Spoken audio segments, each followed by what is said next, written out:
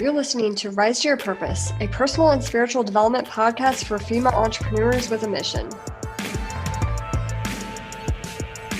We're your hosts, Brandie and Natalie.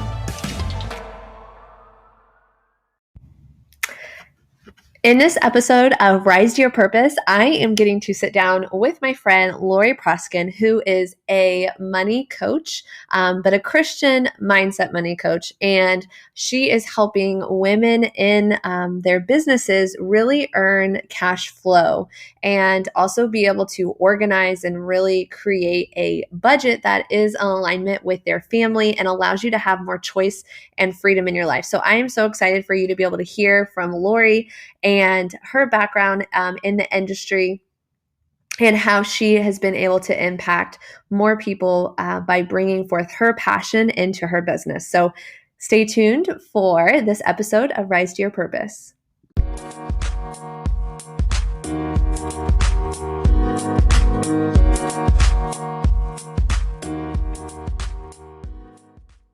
For another episode of Rise to Your Purpose, and I'm really excited for today's guest, you guys, is with Laurie Proskin, and she is a friend that I've been able to meet through the power of social media. So that is why we love social media.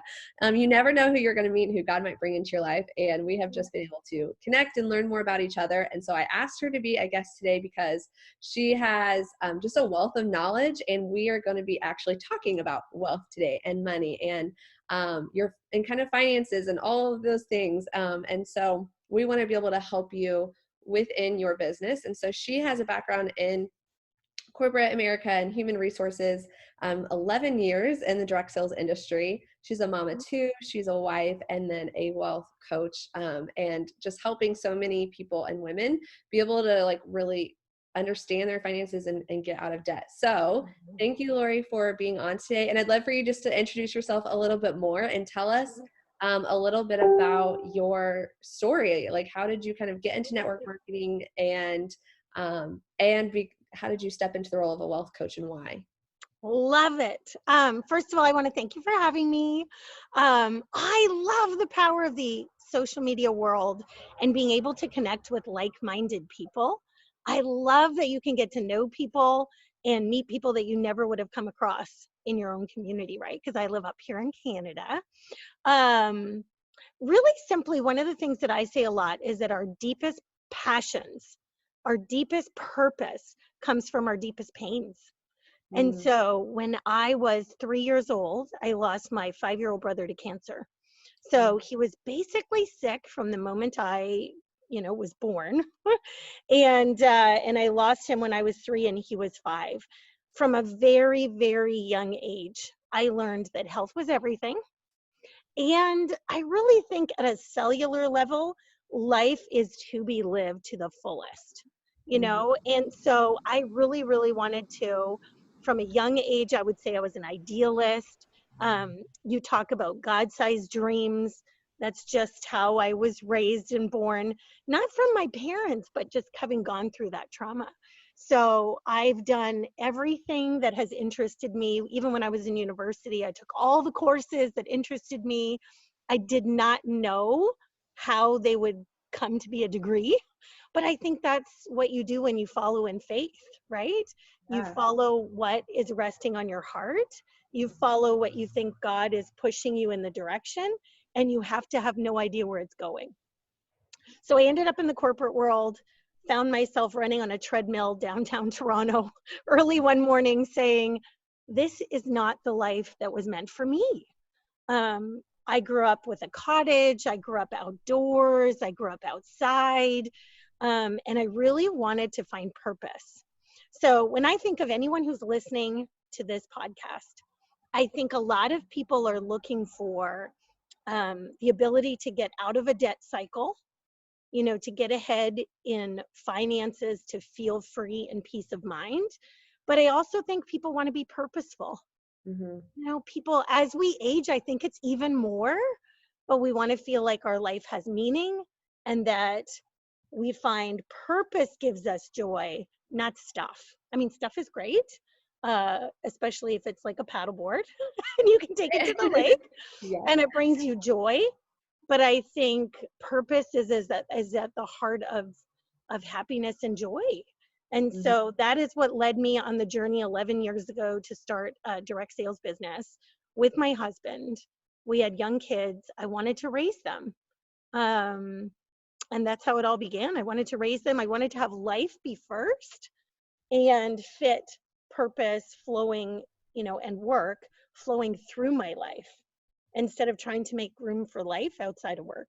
Right. I love that. And I think probably a lot of people resonate with like why they've also started their own Absolutely. business or gotten into the industry is wanting that to feel that sense of purpose and fulfillment, but also just as I think as Christians, we also feel like God is calling us to more. And, you're always kind of navigating and seeing what is that and what does that look like, and can vary by, for each person. But I definitely feel like once I got into this industry, it was like God was opening up the door to really what my purpose was and how I could use my strengths and gifts in a whole new way. So I Absolutely. love that. And I can see that it sounds like that's kind of what we're going to be getting into too, of how God kind of opened that door of showing you, here's what you can do with what you have. And And I think there's this great book that I recommend called Evangelpreneur. oh, Evangelpreneur. I'll have to look up who the author is and you can tag it, but fabulous book talking about what the Bible says about entrepreneurship and what the Bible says about being not a slave to others, but being a creator for others. And just a fabulous books talking about money mindset as well, but really the mindset of being a business owner, and super powerful. But I also think that there's so many jobs and careers, or I want to say work that people do that doesn't necessarily pay, mm, but is necessary. Motherhood is one of them.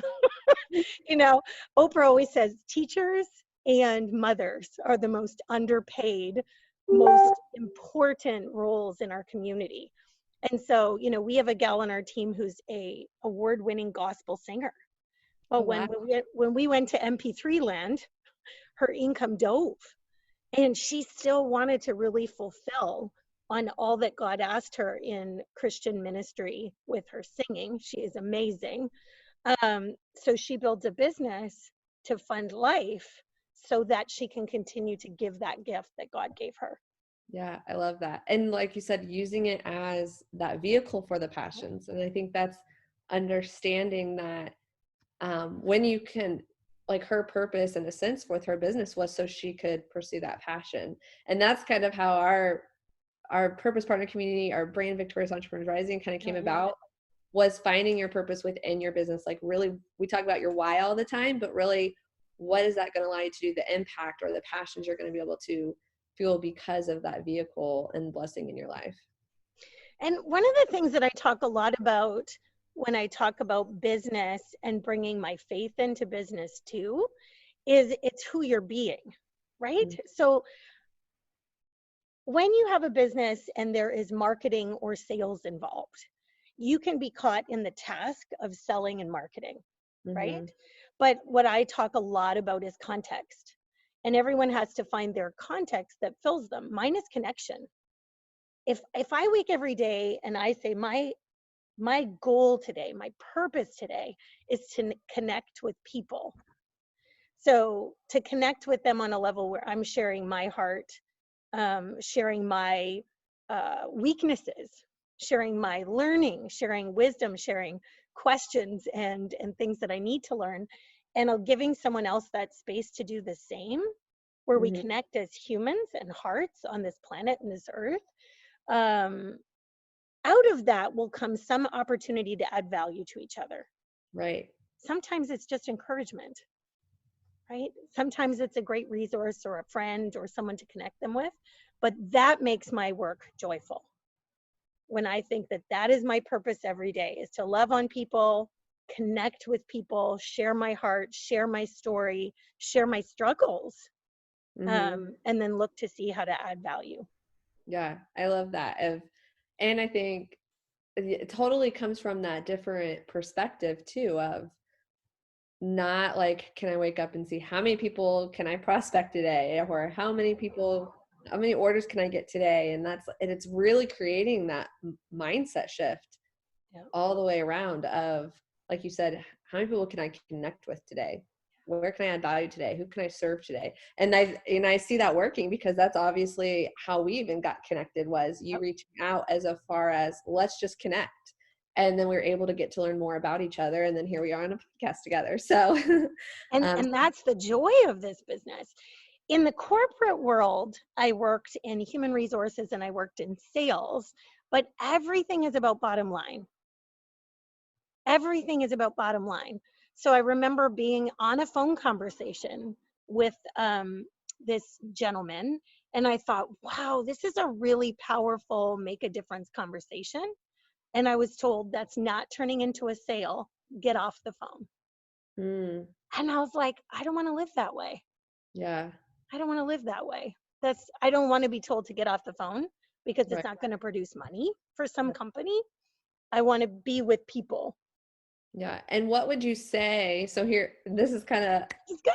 It's good. I'm curious then, because I know a lot of the women too that we talk to, like, they come in and their goal or what they need is, we need more customers, we need more teammates. So what would be your advice, or how would you guide that person who is feeling that pressure of having to get all the sales, to being able to still produce and make a profit, but not in the way that maybe they're being taught? How would you advise that person who's feeling like the stress of needing more customers or more teammates? Absolutely. I think a couple things, and I'm actually going to lead it into wealth and cash flow management. It's very hard to build a business in a soulful, heartful place when you're desperate. So my husband and I did a series, like 10 ways to, 10 important things to consider when starting a business. But one is not being financially desperate. If someone can downsize their expenses in life, or start something on the side so that the pressure is not there to build something, I think it's a much more powerful place to come, and it naturally flows. When the desperation is there, and that's why I'm so passionate about helping people with cash flow. Yeah. So many people start a side business, or start a business from home, or start a direct sales or a network marketing business, because they think an extra $500 to $1,500 a month will change everything. But psychologically, we actually end up spending more. And so I talk about intentionality, because everything about money is energy. So if you're living as a slave to debt, right, then exactly what you're saying happens, Natalie, where you can't just be yourself. You can't just love on someone on the phone without a sale. And so I think it's so important when people start a business to be really clear about the expectations of what they're creating, have a clear business map of what it actually looks like to get to the income they're looking for, so that they can build that reputation of heart outside of the scarcity and the desperate tone. It's like someone who really wants to get married and desperate for a baby trying to date. The energy is all off. Exactly. That's such a good connection there, comparison, because that'll relate. Yeah, that's definitely, and you can tell, the people on the other end can tell your intentions. And like you said, it's the energy. You can tell whether it's through a message or not. And so I think that's great. So let's actually dive into cash flow, and what does that even mean for, like, what does that mean to have cash flow, and what does that look like? And so, just kind of take us into some of your expertise on this and some of your tips for people who do they need to generate cash flow? What does that look like? And, let's just dive into that. Well, fundamentally, we all should be looking for multiple streams of income. Fundamentally, any book you read on personal wealth and finance will tell you that most people who build freedom have built it through multiple streams of income. And I say, even if, a couple had a lawn care maintenance business on the side where they're adding $300 a month, that is significant if used the right way. When people add a direct sales or affiliate marketing or network marketing, there's so much available online to do. It increases their ability to tackle debt. and to save and invest. So I always say I help people with cash flow, not investing, which is one of the things we were talking about before we started the conversation. So I'll dive into that as well. But I talk about budgeting. And, just that word makes people's skin crawl. And so I instantly address when people hear the word budgeting, they hear scarcity, they hear restriction, they hear a lack of freedom. Yeah. And I am on a mission to help people totally shift that context to intentionality, to complete intentionality. You would never talk to a successful human or a successful person who doesn't have a daytimer of some kind. You would never talk to someone who is super successful in all areas of life who doesn't have specific goals and areas that they manage and manage their time, or someone who is fit and healthy that doesn't manage their calories and fat and carbs and all those things. So it's the same with money. Why do we think it's so different? So when I talk about budgeting, I talk about tools. It completely changes people's lives when they become intentional about where their cash is going. And so Every Dollar, which is Dave Ramsey, or YNAB, it stands for You Need a Budget, YNAB, are two programs that I recommend. YNAB is awesome for someone who has like a small business or like a home-based business, because you can manage your business finances as well as your bookkeeping and your personal finances all in one place. Okay. So when I talk about budgeting, it really is about being intentional with your money so that you can get ahead. Then it's about knowing financial literacy, just like little steps that help people build wealth. And when I say wealth, it's different for everybody, but what it really is about financial peace. So years ago, I, sort of glommed on to Dave Ramsey. Everyone who's a Christian who looks at money will come across Dave Ramsey, I think, as the primary source of valuable information. What I love is that he follows biblical principles. Part of our story is that we were extremely over leveraged in real estate, and we had a real estate project go wrong and we lost everything at the ages of 35 and, well, not 35, trying to think, 34 34 and 45, starting again from nothing. Wow. And so I talk really powerfully about all the biblical principles about leverage and debt and not being owned by your debtor, right? And really minimizing what we have. So the 7 baby steps are only really walkable if you have a budget and intentionality with money. And as couples coming together and pre-deciding as a family where your resources are going versus at the end of the month saying, where did it all go? Right. So the simple steps that I walk through are really focused on the first one, which is $1,000 in an emergency fund. I promise people, if you just cut back on a little bit here and a little bit there to develop that peace of mind, then as you start to tackle debt, which is step 2, paying off all your consumer debt. So everything but your mortgage. So your car is paid off, your credit cards, student loans, lines of credit, all of those things. You don't feel defeated if you have to dip into an emergency fund versus dipping into a credit card. So tip 1, $1,000 emergency fund. Tip 2, pay off all your debt. And then tip 3 is building 3 to 6 months of an emergency fund. Can we just say coronavirus? Can we just say coronavirus? I mean, normally it's like an unanticipated job loss. Yeah. Or maybe it's a work transfer. You have to transfer, so one of you is not working for a little bit. Or maybe it's a baby. A miracle of a baby should not be a financial stress on a family.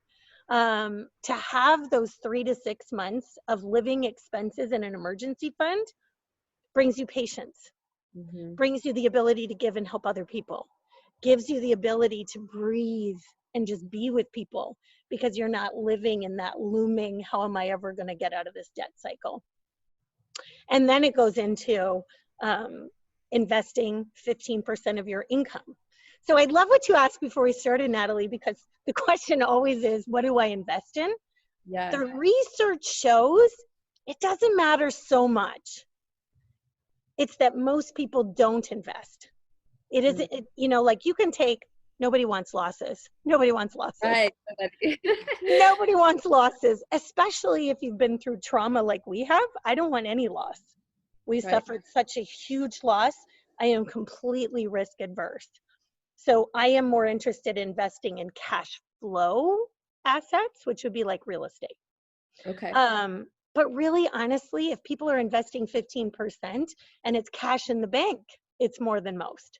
If they're investing 15% and they're buying index funds, if they're investing 15% and they speak to a financial advisor that invests them in, really safe mutual funds, great.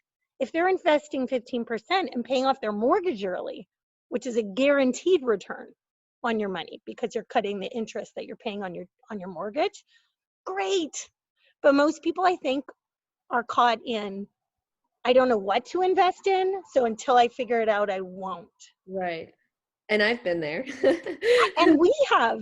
And to those people, I would say just start saving. Just start saving and then diving into education.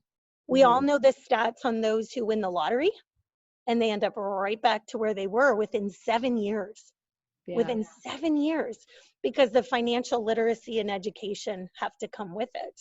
Right. And it's like you said, it's being intentional with that and knowing like where to save or where to put it, maybe so you don't touch it, or how to invest in it. And I know we mentioned one of the books we both read and enjoyed was Smart Women Finish Rich by David Bach. And so that definitely opened my eyes to a lot of things and motivated me to like, okay, I need to take responsibility, because as you are getting that cash flow, now what? And I fell into kind of growing up, and I'm so sorry for the loss that you guys had too with your brother and all of that. That'd be so hard. I know, like, our dad unexpectedly, we thought he was going to be vice president of a company, and next thing we know, his job was gone, and turned everything upside down for our family for several years. And our college funds were gone, like everything my parents had planned on.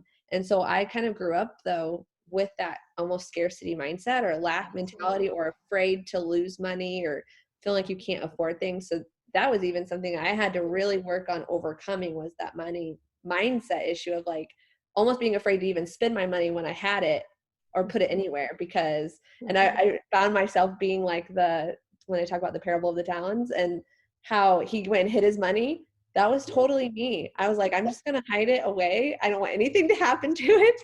I might need it. And so it's learning to get out of that scarcity mindset, but then also like having that financial literacy is so important so that you can know where to invest or where that you do need to have your savings, but being okay then where it's understanding money is like, it comes in, it comes out. It's like a exchange, and it's not ours.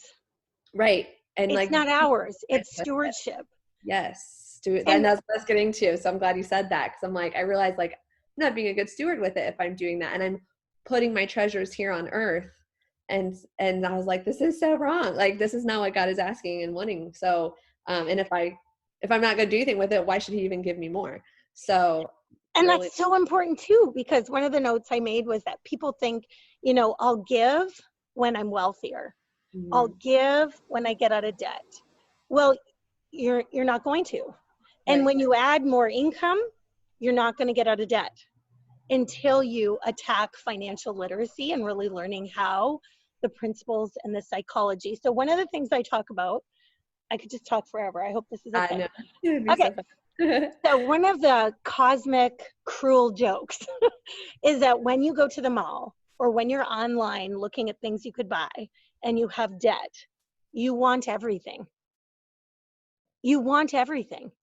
And you kind of feel like, oh, I really want those shoes. I mean, I'm not really a shoe person, but like, oh, I really want to go on that trip, or I really wish my living room looked like that, right? On Pinterest or wherever it is. And when you pay off your debt and you have an emergency fund, you need nothing. Like, you walk into the mall and you need nothing. You go online. I'm not saying you can't intentionally choose, But the mindset journey that you go on to get there is such a spiritual journey. Yeah. You know, you go out for dinner with your friends and you only order the entree because you know that all the profits and the waste is in the appies, the drinks, and the dessert. And you say, you know, and your friends are like, come on, you know, buy a dessert or have a drink, or everyone's having a drink. So you go on this spiritual journey. When we were paying off our debt, and literally we focused the last few years, we've paid off almost $300,000 in debt. Like we have attacked, that's including our mortgage. So we're completely debt free, except for our mortgage. We own our cars, you know, savings, all those things. Yeah. But on that journey, people thought we were poor. People thought we were nuts because like our coffee machine broke and our neighbor got a new coffee machine. So I asked her if we could have the old one. Yeah. And she's like, okay, you know, but like if something broke, we would look to see how we could do without it or how we could fix it. If we could park for free, we parked for free. Absolutely. And we were talking just before we started this conversation, but like one of the pitfalls of having a home business is as you start to build your business, because we built a great business, it can be luring, is that the right word? To buy expensive cars, to create a new image for yourself. Right. I remember when we earned our car bonus, which is like $1,000 a month, right? Mm-hmm. And everyone's like, oh, are you going to get a Mercedes? Are you going to get a BMW? Or are you going to get, like, what are you going to get? And I was like, a Subaru? That's what fits our lifestyle. And a car is a depreciating asset. Yeah. A car is a depreciating asset.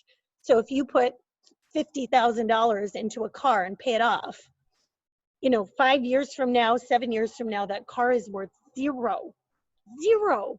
If you put $50,000 into a down payment of a rental property, that equity is likely still there 7 years from now, if not more, and a mortgage has been paid down 7 years. Yeah. So I talk a lot about that with my kids. When we see boats and RVs and cars and things like that, I just talk about those are depreciating assets that most people deplete their wealth buying. Yeah. And yet it doesn't look good to drive a used car. Right. And so part of that is just staying with, and you know, my identity is not about impressing my neighbor. Mm-hmm. And that's a journey. Isn't it though? I love that. And I think too, of being aware, because when you are on social media, right, and you think of vision boards, or you think of all this glamour, you see other people doing their lifestyle, and so kind of makes you feel like I'll admit this so we just moved, and we ended up moving into another just bigger apartment, but we were looking for a house, and part of that reason was because I almost felt this pressure that here I am at 30, I should be in a house because like I have the means to, but it did not fit our lifestyle and the way we like to travel and just the extra responsibility. And when Skylar's gone, so I had to like get over that fact of like, I don't need to do what society thinks that I should do. And until I find something that was really worth, and I believe, obviously, I think probably being a homeowner that is a good investment, but but for us, I was like, I had to kind of figure that out too. Of like, I don't need to impress someone or do what people think I should do. It was like what was fitting best for us right now, and being able to still find something that I knew I would love and not just take the first house too that I came to. So we're willing to kind of be patient with that. But I think, and so my brother and I are actually looking though into doing something though still with real estate and investing in that way, because I'm like, that's so smart to do that and have, like you said, create other streams, have that cash flow.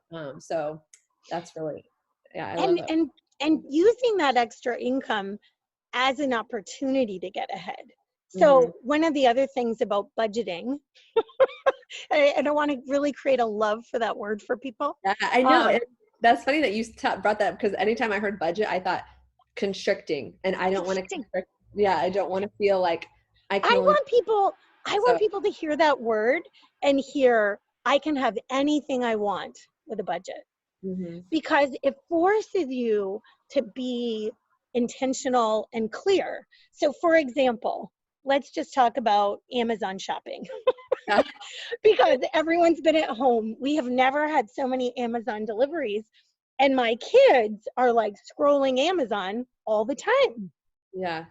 So they would come to me and they would say, well, it's just $29. Well, it's just $15. Well, it's just $24.99.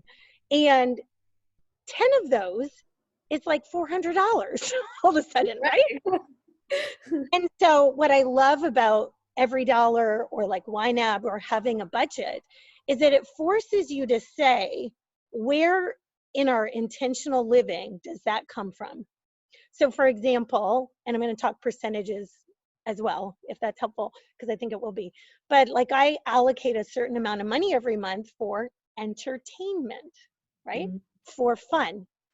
I'm not great at spending money because I'm a saver, okay? Same. So I have to allocate a percentage to spend.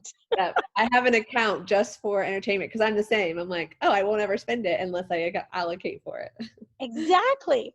And so my daughter came to me and asked if she could get this art project thing, and it's $15. I'm like, okay, great, because I know where it's coming from.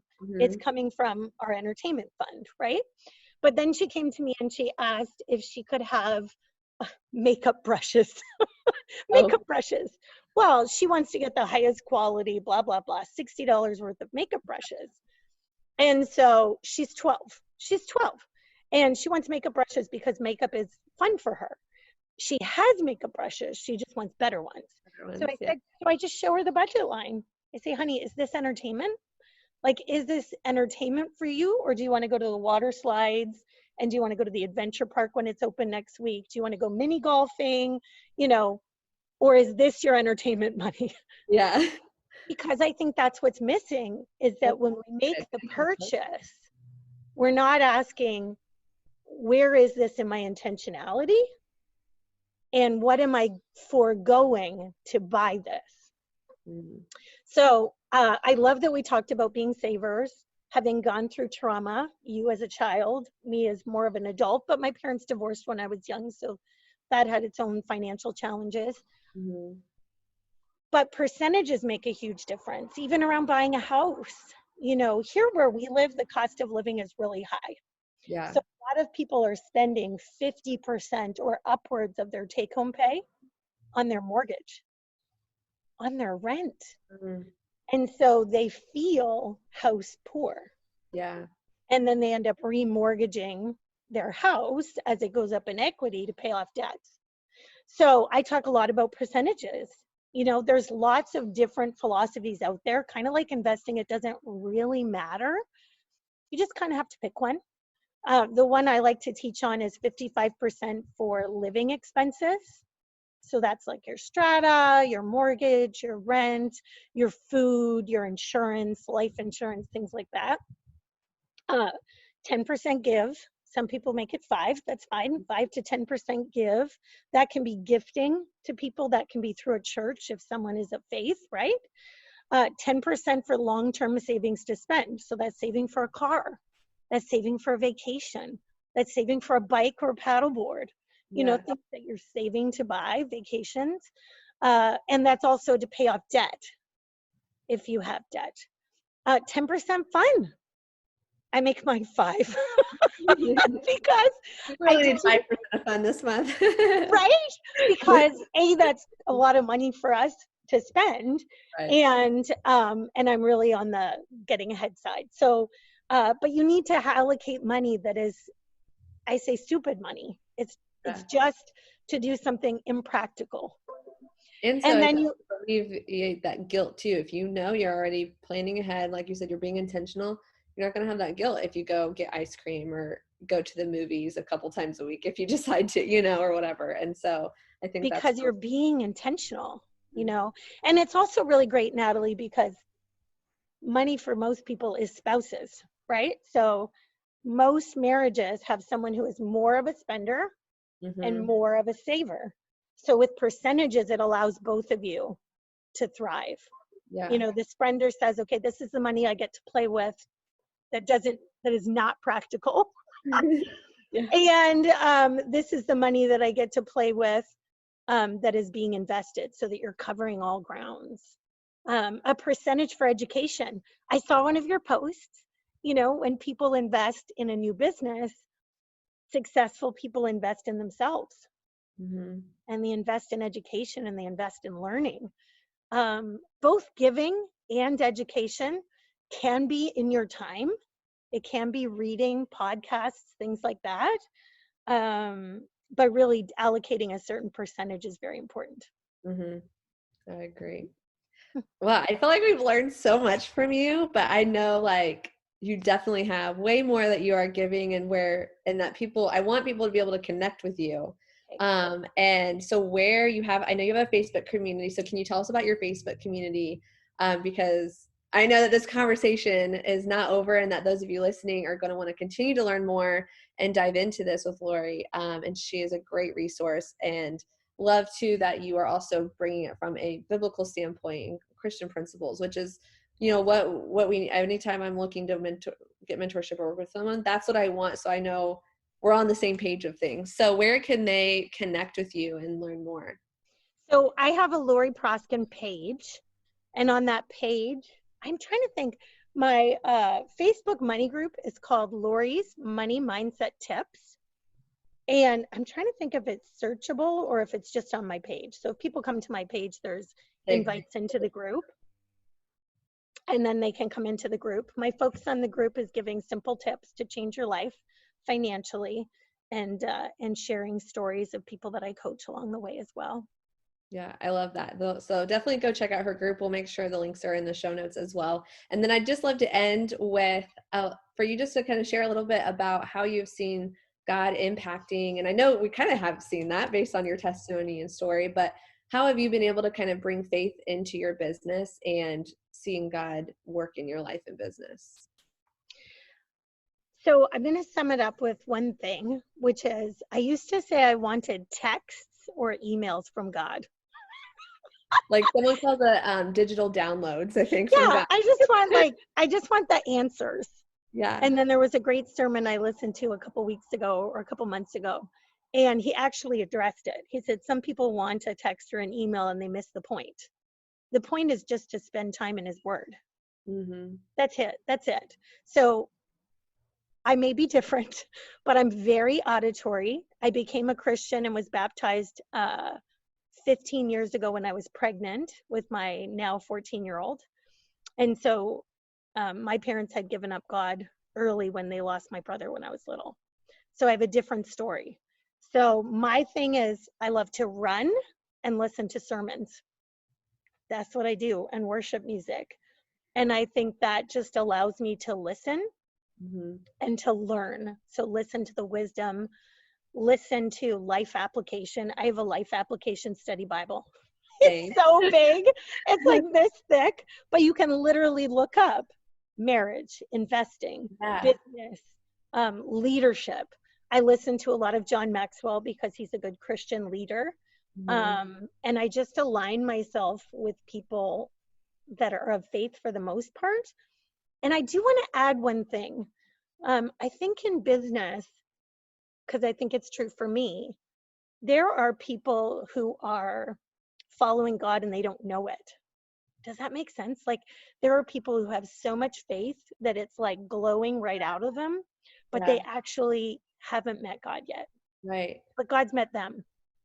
And so and having been someone who wasn't raised in the church, it's very important for me to be the principles that the Bible is versus dictate them to people. I think it's more enrolling. I think people are inspired when you are generous, when you are forgiving, when you are compassionate. So that is my focus, is who I'm being, and hoping that people get inspired by that through the coronavirus, being of faith, being that there is always life happening for us. The second piece that I would say is, and I think this is really important in business and faith, is that so many times I hear people of faith say, this is too hard. I don't think it's what God wants for me. this is too hard. I don't think that's what God wants for me. And I think that's so misunderstood, because we need to be molded. Mm-hmm. We need to be shaped for the great things that we are expected or called to lead or do for others. And sometimes that's very fiery. No. And it's going through the fire. I think we went through the challenges that we did so that I can help people Right. with finances and the emotional side. Exactly. Because your story, I think, helps lead to your purpose. And I always just think back to scriptures, like people in the Bible, because when that happens, right? When you face challenges or things are getting hard in your business, or you're stepping into your calling, but you feel like you face resistance. And so sometimes, yes, it could mean maybe you're doing something you should, maybe that's not the direction, but a lot of times it's because we just are overcome with fears or worries about things, and that's not of God. And when I find a lot of motivation and confidence from then reading about biblical people and like Paul and Esther, and the time that Esther it took for her to actually step into her role. It wasn't like this quick thing. I mean, it was a whole year before she even met the king, and Paul talking about how many times he was in prison as he was pursuing his calling, what God called him to, but then like where he came from. So just thinking, and when I dive into those different stories and I read those things, I'm like, that's why we're in the struggle. Like, just because we're followers doesn't mean life's going to be easier. In fact, it might even be harder because we are followers, and we're faced with more temptations and more, things of the world that can cause heartache. And so, but we have, I think, Christ's love that can always bring us back and recenter us. And I love how you said, like, finding when you're running, that's what I do too. I try and listen to podcasts or like sermons and really just fill my mind, and then still have that kind of just quiet time too, to see what does God have for me today. So absolutely. And I do have quiet morning coffee time until we got a puppy. And I'm like, what happened to my quiet morning puppy time? But it's listening, and I'm not great at being still. Yeah, it's hard. So my still is, quiet while I'm running or listening to sermons and music. And it really is who you surround yourself with. I am very influenced by who I am around. Yeah. I think we all are, but I feel like I'm more. I feel like we're like the same person.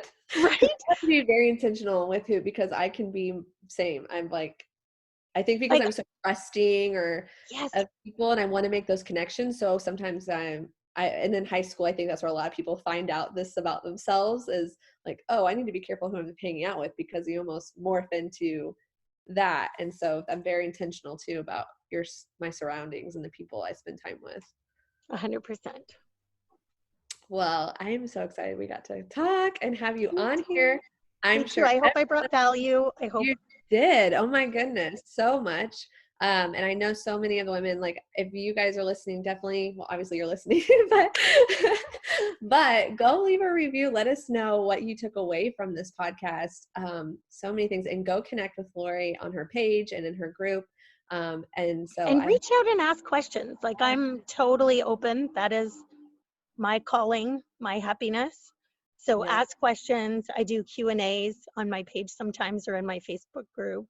I just want to add value. So yeah, I love that. And I would say that don't be afraid to ask, and be intentional too, not just about your money, but about like getting the things that you need. So I am not afraid to reach out to somebody and be like, hey, I see you doing this, and ask them questions, and you never know where that's going to lead you and what that might teach you, or something that might come into your life because of that. So don't hold back and just be a watcher or an observer, take part in your learning and interacting with people. And it's amazing what could happen because of that. So thank you so much for tuning in this episode. Definitely go and share it. And thank you so much, Laurie, for taking time out of your day to chat with us and share your knowledge with us. So we'll see you. Thank you for having me. Yes, definitely. And we'll see you guys on the next episode of Rise to Your Purpose. Yay. Rise to Your Purpose will be a weekly podcast. Our hope is to inspire and educate you on your entrepreneurial journey to help you fuel your passions, live your purpose, and build a business that works for you. You can subscribe, rate, and comment on any podcast app. We'd love to hear from you. It makes us so happy to see you tuning in to the show. So if you're on Instagram, let us know what your favorite part of the show was by taking a screenshot of the episode you tuned into and tag us at Live Victorious on your story. Let us know what your favorite quote or takeaway from the episode was so that we can be inspired to keep creating content like this for you. To learn more about us and get involved with our community of mission-driven entrepreneurs, join our Facebook group, Purpose Partners, where we partner together in faith and business. So until next time, build a business that works for you and stay in alignment with your mission.